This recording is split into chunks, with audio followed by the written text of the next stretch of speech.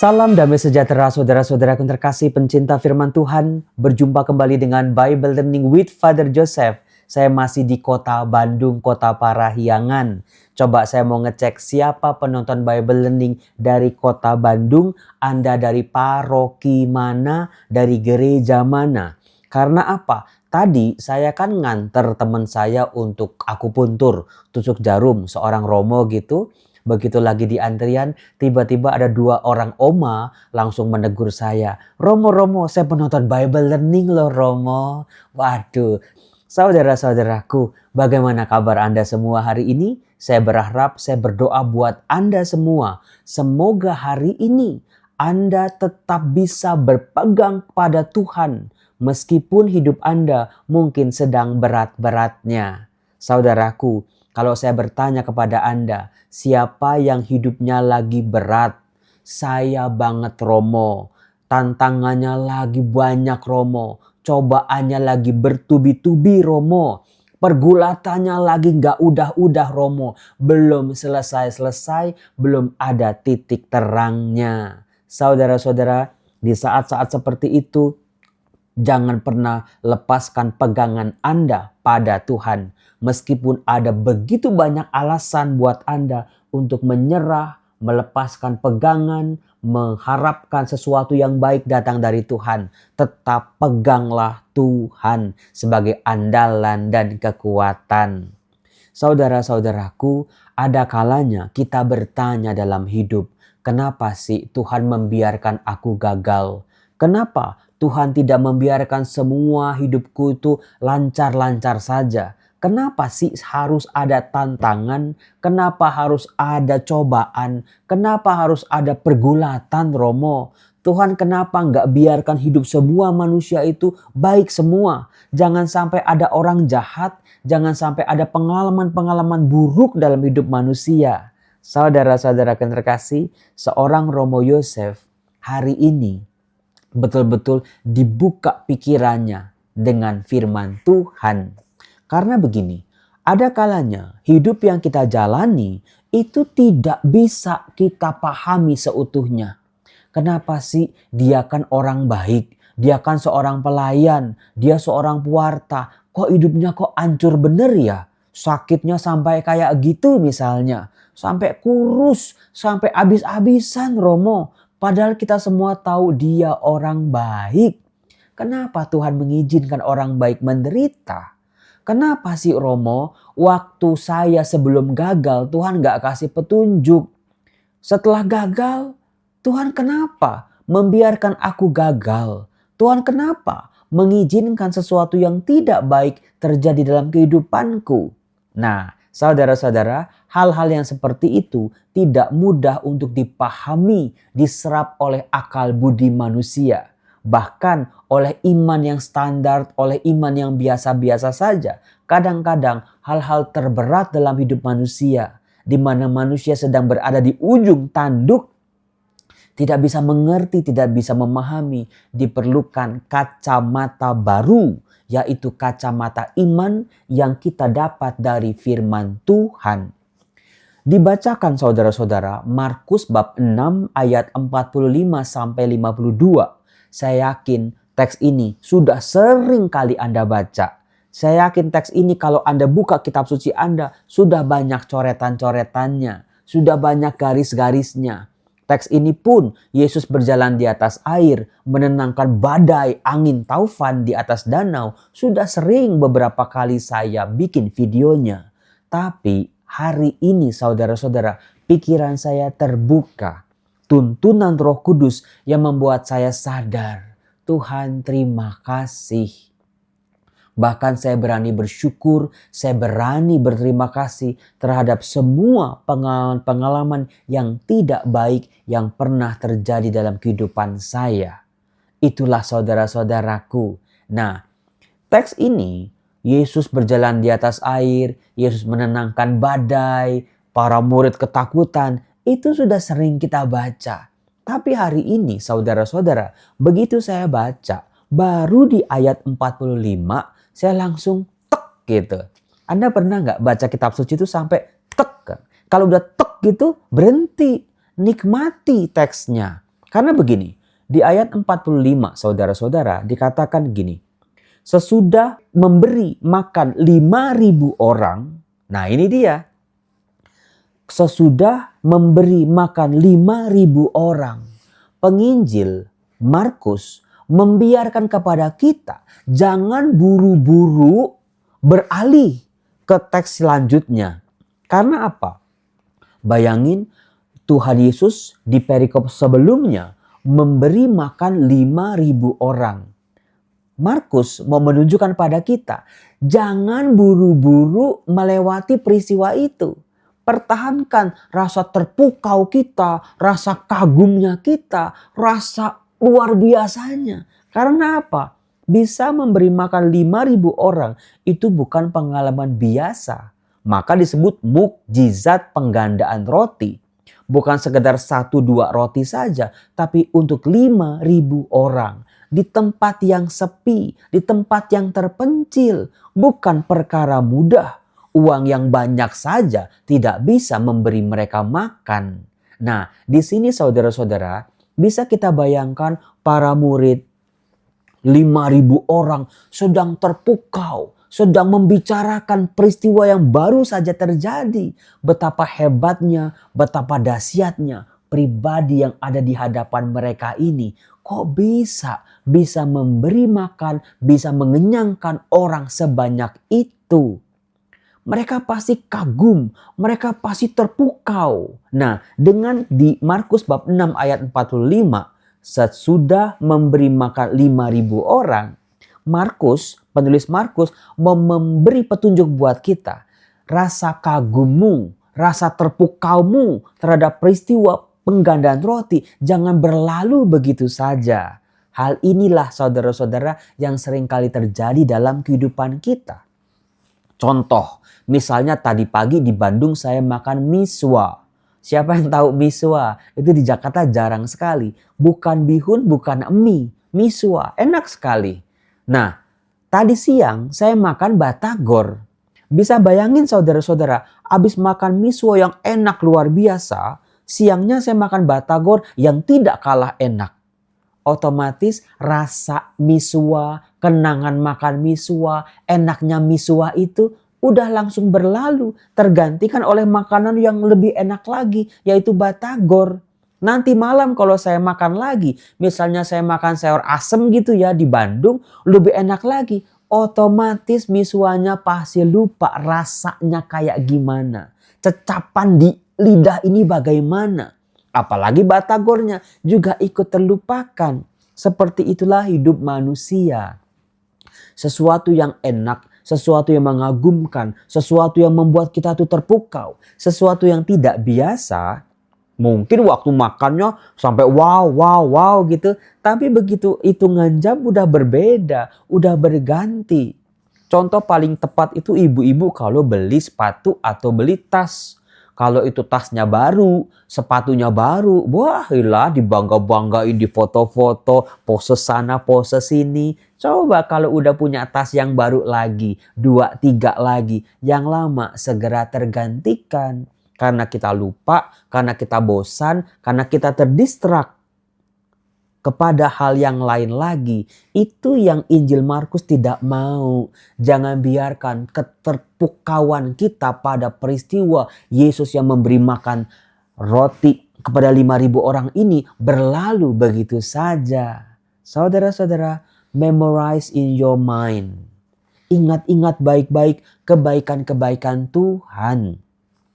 Karena seringkali yang terjadi bukan pengalaman baik ditutup oleh pengalaman baik yang lain. Tapi seringkali pengalaman baik ditutup oleh pengalaman-pengalaman buruk, kegagalan, kehancuran, kejatuhan. Sehingga yang baik udah hancur begitu saja. Padahal itu sesuatu yang sangat luar biasa dalam kehidupan manusia. Itu maksudnya. Nah, kemudian ada satu kalimat lagi yang membuat saya itu terpukau lagi. Yesus segera memerintahkan murid-muridnya naik ke perahu. Dikatakan segera. Yesus segera memerintahkan. Artinya buru-buru. Ada sesuatu yang mendesak. Yang mau lakukan oleh Tuhan Yesus kepada para murid ini. Ayo kalian cepat-cepat pergi, naik perahu, naik perahu. Pasti ada sesuatu, bukan sebuah pengalaman biasa-biasa saja. Jadi, apapun nanti yang terjadi di atas danau, para murid terombang-ambing di atas perahu karena angin yang dahsyat dan ombak yang menderu, itu semua sudah ada dalam perhitungan Tuhan Yesus. Sudah ada di dalam kuasanya. Maka hidup manusia yang porak-poranda, yang hancur, yang berantakan, yang membuat kita meragukan kemahakuasaan Tuhan, sebetulnya itu pun semua sudah ada dalam genggaman Tuhan. Semuanya sudah arranged by God, diatur oleh Tuhan. Tuhan pasti tidak membiarkan para murid ini celaka. Tuhan tidak akan membiarkan para murid ini menderita. Tuhan punya sesuatu yang sangat teramat penting untuk ditunjukkannya kepada para muridnya. Apa itu Romo? Yuk kita lihat. Dikatakan, dan berangkat lebih dahulu ke seberang. Ini aneh bin ajaib karena Tuhan Yesus menyuruh para murid cepat-cepat naik ke perahu. Tetapi Tuhan Yesus sendiri tidak naik ke perahu itu. Tuhan Yesus membiarkan para murid sendirian terpisah dari Tuhan. Bukan karena Tuhan Yesus mau mencobai para muridnya. Bukan supaya Tuhan Yesus mau para muridnya itu menderita. Hidup di ujung tanduk, hampir mati mereka itu. Tapi semua sudah ada dalam rencana Tuhan. Dikatakan, sementara itu di saat yang bersamaan, Yesus menyuruh orang banyak pulang. Berarti Tuhan Yesus sedang memisahkan antara para muridnya dengan orang banyak. Dua-duanya lagi sama-sama terpukau, dipisahkan. Berarti arranged by God, diatur dalam rencana Tuhan. Semuanya sudah disiapkan oleh Tuhan. Nah, dikatakan setelah berpisah dari mereka, Yesus pergi ke bukit untuk berdoa. Saudara-saudara, apakah Anda tahu sebelum Tuhan Yesus melakukan sebuah tindakan yang sangat penting, Tuhan Yesus berdoa. Contoh, sebelum memanggil para muridnya, sebelum memasuki kisah sengsara, Tuhan Yesus berdoa sendirian di bukit. Berarti peristiwa di atas danau bukan sekedar angin taufan danau yang mengamuk dibuatnya tenang. Tidak sekedar itu. Pasti ada sesuatu yang dahsyat, yang penting, yang luar biasa. Ada sebuah misteri yang mau dibongkar. Itu. Nah, itulah yang membuat kita bertanya-tanya. Apa ya? Kira-kira ya? Bukankah kisahnya sudah sering kita dengar? Masih ada sesuatu yang dahsyat luar biasa? Nah, dikatakan ketika hari sudah malam, perahu itu sudah di tengah danau. Sedang Yesus tinggal sendirian di darat. Terpisah, pengalaman terpisah secara fisik dari Tuhan Yesus. Perahu terombang-ambing di tengah danau dan Tuhan Yesus tidak ada di tengah-tengah mereka. Ada sebuah rencana yang sedang dipersiapkan dengan matang dari rencana Tuhan ini. Dikatakan ketika melihat betapa payahnya para murid mendayung karena angin sakal. Dikatakan betapa payahnya. Itu jiwa raga dipertahankan. Itu mungkin perahu sudah miringnya berapa derajat itu. Sudah hampir karam. Hidup mereka sudah siap-siap di ujung tanduk. Hampir binasa. Saudara-saudara, siapa yang pernah hidup di seperti ini? Di ujung tanduk Romo. Udah hidup mati ini Romo taruhannya. Udah gak kuat lagi Romo. Para murid kan bukan murid yang diem aja. Tapi mereka bersusah payah. Betapa payahnya mereka mendayung. Dikatakan maka kira-kira jam 3 malam. Yesus datang kepada mereka berjalan di atas air. Para murid udah kecapean mendayung. Angin taufan belum juga reda. Air sudah masuk ke lambung perahu. Sudah bertubi-tubi. Sudah capek, udah putus asa. Sudah hampir menyerah. Bahkan mungkin sudah menyerah. Di saat itulah saudara-saudara. Di titik terendah hidup imannya para murid, harapannya para murid. Di situ Tuhan menunjukkan dirinya. Nah, dikatakan ia hendak melewati mereka. Artinya saudara-saudara, bukan Tuhan Yesus tiba-tiba, tada ini aku. Tidak. Markus mau menunjukkan bahwa diperlukan usaha para murid untuk mengenali siapa pribadi yang sedang berjalan di atas air. Wow, luar biasa. Iman itu adalah tanggapan manusia, respon manusia terhadap apa yang dialami, terhadap pengenalan Allah yang ditunjukkan dalam dirinya. Jadi tidak seperti orang dicekokin gitu ya. Tidak. Yesus membiarkan para murid untuk mengenalinya. Ada usaha dari para murid.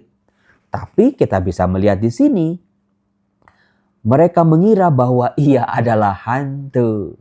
Kegagalan para murid dalam melihat, dalam mengenali Tuhan Yesus dalam situasi yang kacau balau seperti itu. Itulah wajah kita. Itulah wajah gereja saudara-saudara. Dikatakan lalu mereka berteriak-teriak. Lihat kata di sini bukan cuma berteriak, berteriak-teriak. Mereka kalut, mereka takut, mereka cemas, mereka ketakutan luar biasa. Sebab mereka semua melihatnya dan sangat terkejut. Itu disaksikan oleh semua orang di atas perahu. Semua para murid melihat peristiwa itu dan reaksinya sama. Nggak ada yang lebih beriman, nggak ada yang kurang beriman. Semuanya masalahnya sama. Mereka sangat terkejut. Tetapi segera Yesus berkata kepada mereka. Ada berapa kali kata segera diulang di sini? Nah itu dia. Menunjukkan mendesakan. Sesuatu yang penting. Sesuatu yang tidak biasa. Dikatakan, tenanglah. Aku ini, jangan takut. Saudara-saudara, kata aku ini dalam bahasa Yunani ego eimi disejajarkan dengan bagaimana Allah memperkenalkan dirinya, namanya kepada Musa. Aku adalah aku. Inilah aku, sang ada, sang pencipta.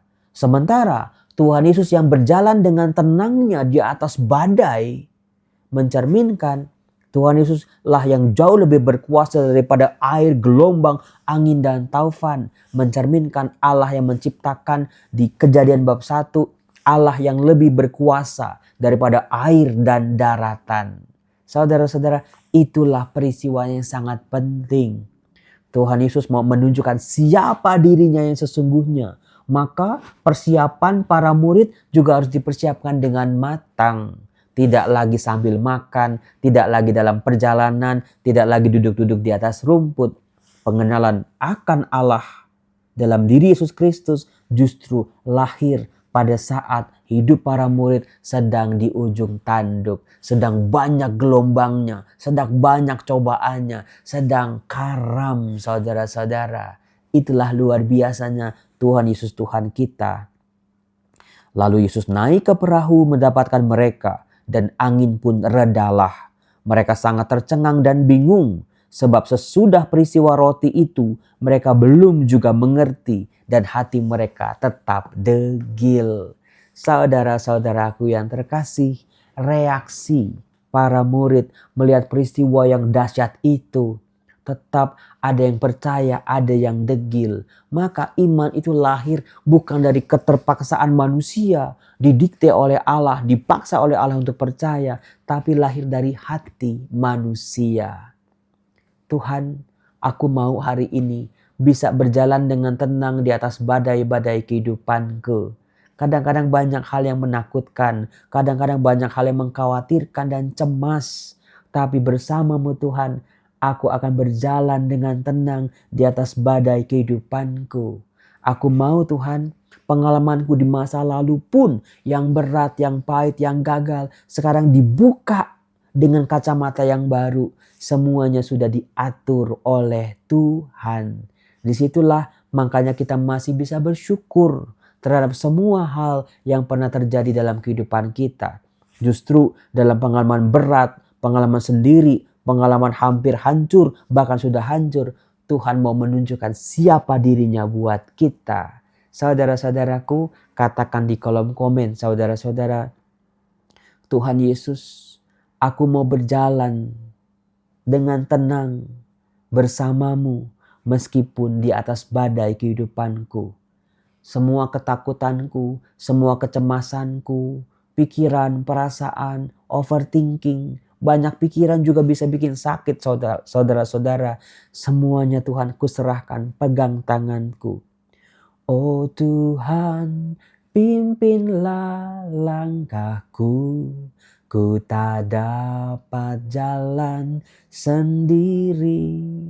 Saudara-saudara, firman Tuhan yang menyertai, firman Tuhan yang menolong, firman Tuhan selalu menjadi kekuatan bagi kita. Itulah doa saya buat Anda. Yuk bersama Tuhan berjalan dengan tenang. Ada sukacita meskipun kita harus berjalan melewati badai-badai kehidupan kita.